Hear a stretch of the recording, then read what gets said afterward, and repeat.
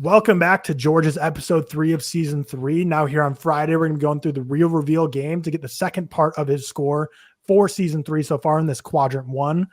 We saw that he's at the top so far with what he did on the 10 question trivia question on Tuesday, getting 70 points. So in a very good standing here. But Doug and Owen both did very, very well in this real reveal game. So we're going to see how many points you can get up here and see where your overall ranking is going to end up being. Because I think this season is pretty neck and neck at this point, because Doug got the worst on the score for his top 10 trivia, but got the best on the real reveal. And then Owen was second place on trivia, second place right now. We'll see where you land on this. So it's like right now, everyone's on average kind of pretty even. So this could be a big differentiator for you. But let's go through it. We got obviously new episodes going to be every Tuesday and Friday. Subscribe if you haven't already. But let's go through it. You got 3 movies total today. And we have new point values. So everything looks like it costs a lot more, but it's also at 150 instead of 75. So a lot of things are basically just doubled in point value just to get more even numbers. But this season, we got director, lead actor, second build actor, third build actor. We got release year, writers, cinematographer, genres, your Letterboxd score, the average Letterboxd score, number of words in the title, duration. New one is global box office. Then we have Oscar nominations and the last date you watched this movie. Where do you want to start? When we're recording this, I have not seen Owen and Doug's episode, so I don't know what their strategy was with the new point system. They both were very different too. I was gonna say I feel like there's no way to tackle this. I'm gonna try to avoid the top 3 rows. Like I want to go straight to cinematographer. Obviously, that's my bread and butter, but 10 points is a lot.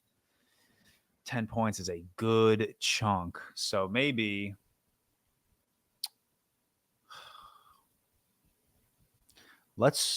God, I really want to do cinematographer, but that's so many points off. In maybe like last date watched. I feel like that'd be a crazy way to start, unless you give me like something like yesterday, which I don't think you're gonna do.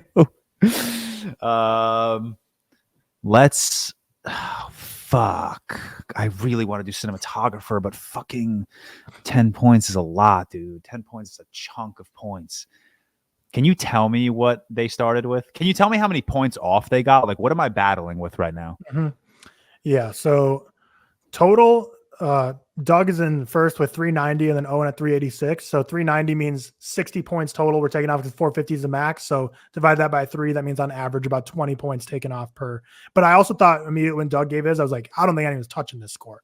So I thought 390 was an incredible score, which meant about 20 points taken off per board here. Yeah. But I wouldn't be too hung up on that.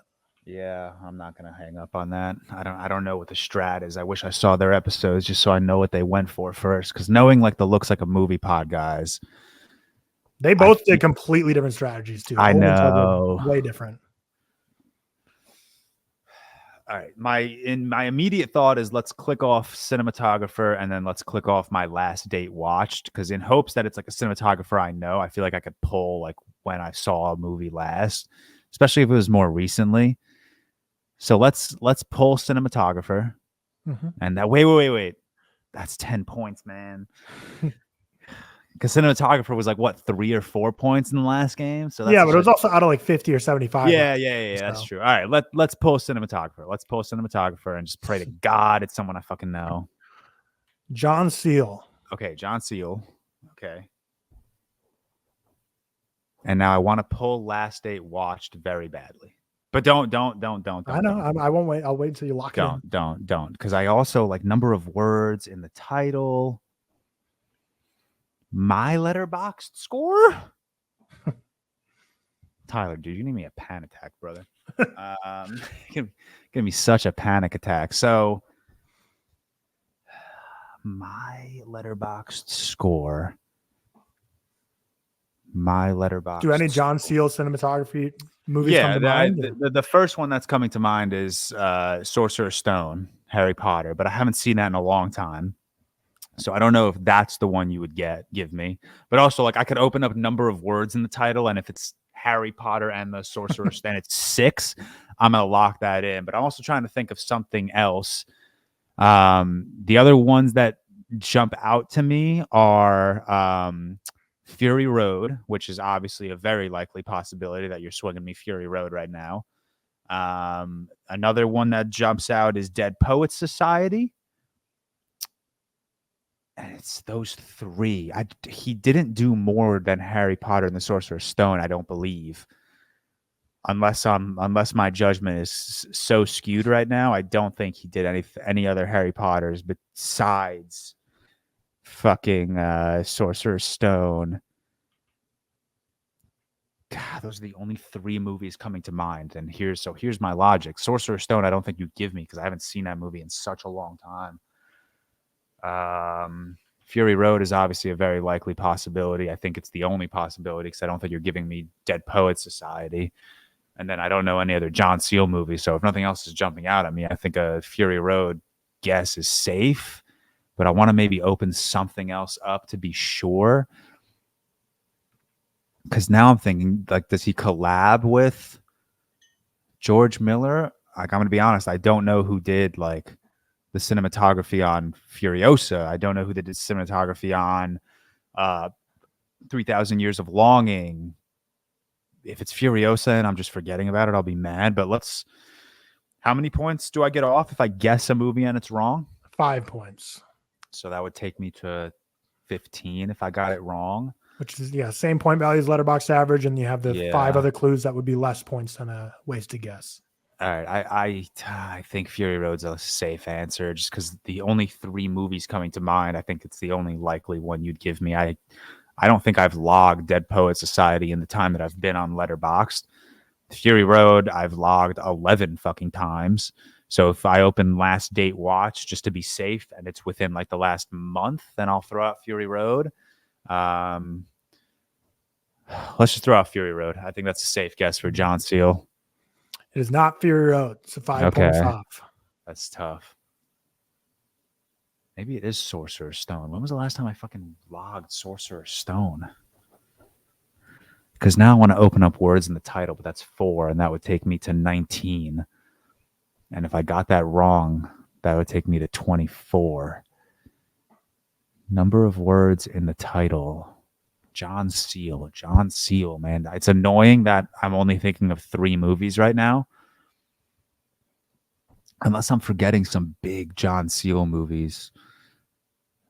I'm not forgetting this. I know he did The Talented Mr. Ripley. I just haven't seen that movie. So technically I'm thinking of 4 John Seal movies. 1 I haven't seen. 2 we just confirmed is incorrect. So now I'm between Sorcerer's Stone and Dead Poets Society. Let's open up number of words in the title. Number of words in the title are 4 points. 3 words. Oh, okay. Is it Dead Poets Society? It is Dead Poets Society. 131 points. Wait, when did I log that last? Like, what was my last date watched? You rated it 4 stars 3 years ago. So. Oh, that's not a log though. That's just like me rating it. Oh, okay. All right. It's on your films, on your letter. Yeah. No, I've seen it. I'm not arguing that at all. I've seen it. I'm just curious what you would have put for last date watch because that would. This is what I put. Marked watch 3 years ago. So maybe that would have also helped you be like, oh, that's probably Dead Poet Society. Okay. All right. But yeah, Dead Poet Society, 131. Very well. That's a very good score. We saw. I mean, that's up there with some of the best scores we can get. But we got 2 more movies to go through here. Next film, where are we starting this time? I mean, now I feel like I should just continue my cinematographer bout. I think that's a good spot because again, you give me something that I might know. Maybe cinematographer. It's funny because I was the last round I wanted to go cinematographer and last date watched, but then you opened cinematographer and it was someone who I didn't know more than 3 movies, so I didn't think last date watched would help. So now I'm like rethinking my whole strat. If I do open up cinematographer, like if I don't know the name, where do I go? So let's. All right, let's do cinematographer. Let's just keep it going. Mm-hmm. That's just I haven't that hasn't let me down. Mm-hmm. I guess. Okay. Daniel Bouquet. Okay. Now let's go to. Dude, release year would be sick here, but I think I'm lost. My Letterboxd score I don't think would help because I've obviously I've logged a lot of shit, Tyler. Words in the title. See, words in the title helped me last time because I was between Dead Poet Society and Harry Potter and the Sorcerer's Stone. So they're wildly different number of words in the title. But if you give me something like 1 or 2, I'm cooked. Okay. Do you know Daniel McKay movies? Sound of Metal, the only one coming to mind. I have no idea what else he's done. So I don't want to just throw out Sound of Metal because I can't be confident on just one fucking movie.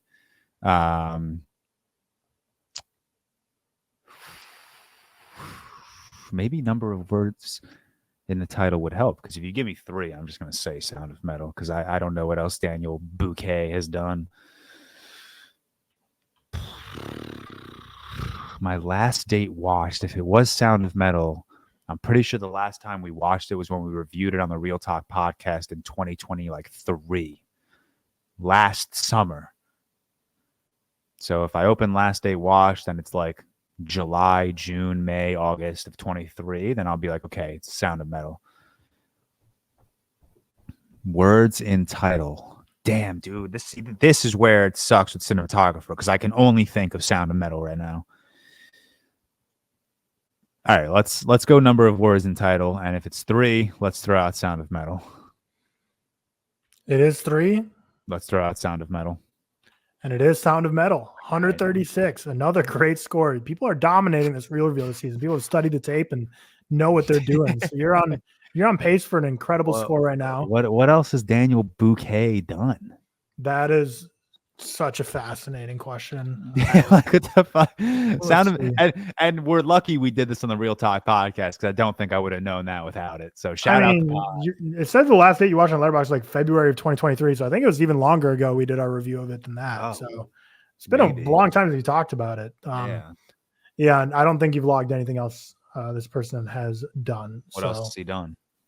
Electromathematrix, The Blue Wave. Yeah, I've seen that one. Sure. Yeah, exactly. That was a fake word. You did not. That's not a real movie title. I don't know. These are mostly foreign films. I'm trying to see what country these are all from. What did you just say? Electromathematrix with characters named Ceriz, Bats, and Nino.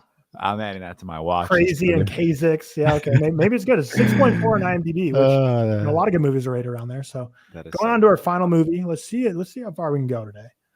Where do we want to start this time? I mean, cinematographer. I'm not going to be stupid about this. I'm just going to continue this role. Yep. Probably a smart move. Yeah. Sayambu Mukti Prom. Wow. My boy.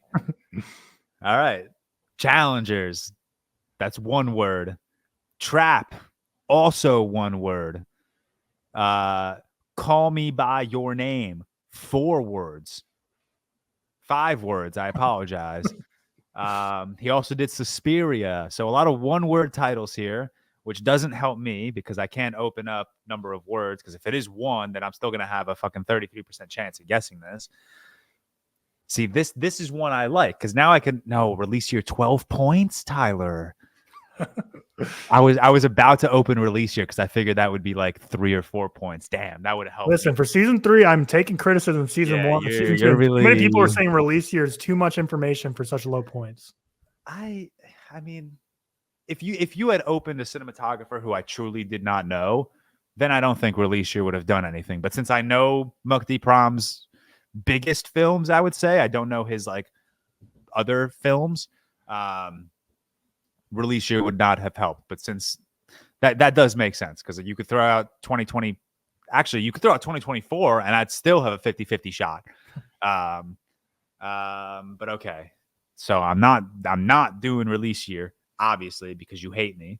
Call Me By Your Name, I have it a 4-star. Suspiria, I have it a 4-star. Trap, I have it a 4.5 star. Challengers, I have it a 2-star. So, like, I don't want to open up your Letterboxd score, because if you give me 4-star, I'd still have a 50-50 chance. So I'm trying to think what here would narrow this down. Oscar nominations would be tough because everything is 0 except Call Me By Your Name. Global box office, I don't think would help me at all. Couldn't tell you how much these movies made at the box office. Again, number of words in the title, it doesn't help because 1, 2, 3 of them are one word. So if I open it and it says 1, I'll be upset. My last date watched, because if it's Trap, that's a week ago. If it's Challengers, see, that wouldn't help me because I watched all of Guadagnino's films within the same week before Challengers. So like Suspiria, Call Me By Your Name, and Challengers will be logged within a week of each other. So I don't think that would help me. Letterboxd average. Challengers has a very high average. Trap has a very low average. Letterboxd average could be a pull. Because I think that's where... Or genre. Because what would genre be? I think you would give me horror for Suspiria. I'm assuming like thriller for Trap. Dog shit for Challengers. Romance for Call Me By Your Name. I think Letterboxd average is where I want to go. Box office is shot. Not doing box office. Not doing Oscar noms. Not doing my last day watched. Certainly not doing duration. Not doing number of words in the title. Not doing my Letterboxd score. Not doing genres. Let's open Letterboxd average. Opening Letterboxd average for 5 points. Yeah. 3.7. So Suspiria screams 3.7 because I think or Call Me By Your Name. Does Call Me By Your Name have a high Letterboxd average? I feel like it would. Challengers certainly has a high Letterboxd average. I'd be hard pressed to find out if Challengers had anything less than like a 3.9. I need to guess here. I have to guess here. I mean, I don't have to, but I want to. So 3.7. Suspiria was the first one that came to mind. Challengers has to be above like a 3.9 at least. I'm the only one in the world that doesn't have that in my top 5 of the year.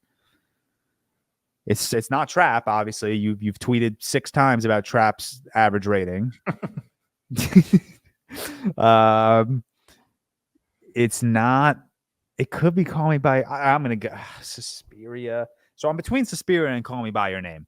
So I could risk it, get it wrong, and that's -5 points, and have to open something else up. Or I could do number of words in the title, just risk the 4 points, and hopefully it either says 1 or 5. I'm so confident. I'm confident Challengers is above a 3.7. I'm confident Trap is. I'm not confident. I know Trap is below a 3.7. Call Me By Your Name has to be higher. That's like Guadagnino's like most accessible film. All right, let's go Suspiria. Suspiria is the first one that I thought of when you said 3.7. So wait. Maybe I could risk 2 points because if you open Oscar nominations and it's 0, I'm saying Suspiria. If it's anything more than 0, I'm saying Call Me By Your Name. So maybe that's a good 2 points to just risk, just to play it safe. Nah, I'm a risk taker. Suspiria. I'm here for Paid off. Paid off. That's Suspiria sick. is correct. That's a cool poster. Mm-hmm. Suspiria is the right answer. 135 on that one for a total of 402 throughout, which means you're going to be number 1 on this portion of the quiz as well. And with 4 out of 6 people going to like the quad 1 playoffs, you were number 1 on both. So you're going to be at the very top of this list. That means you're at least already have 2 people below you. So you're for sure already locked into the playoffs. So wait, are you adding these 2 scores up?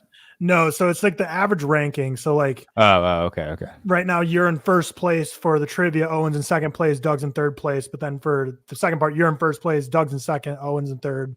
So what like the average rating is. So right now with only 3 people, like your average rating is a 1 because you're first place. Yeah. But both of their average ratings would be a 2.5 because they got a second place in one, 3 in another, average 2.5. So, but we have 3 people left. I'm sure it'll work its way out to where we want tiebreakers. But I'm still figuring out what the game 1 will probably be the tiebreaker, the general trivia 10. Like if people are tied, whoever gets higher than that. So I'd say Owen is above Doug right now, which is why he is above that on this. But in general, it'll be the average. But the tiebreaker will be the first trivia since that's a little more trivia-y knowledge. But who else is in our group? Am I allowed to know that? Don't have them confirmed yet, so do not know. All I know is for facts, K Meeks will not be in this one, so he will be in a later group, but that's all I really know at this point. 3 more people will be coming for this quad. We'll get them scheduled. But yeah, so right now you're already locked in the playoffs. So there's 3 more episodes to come before the playoffs hit, but you can already sit back and know that you'll be competing in them. But yeah, you have to feel pretty good about your performance here. I thought no one would be beating Doug, and here you are beating Doug.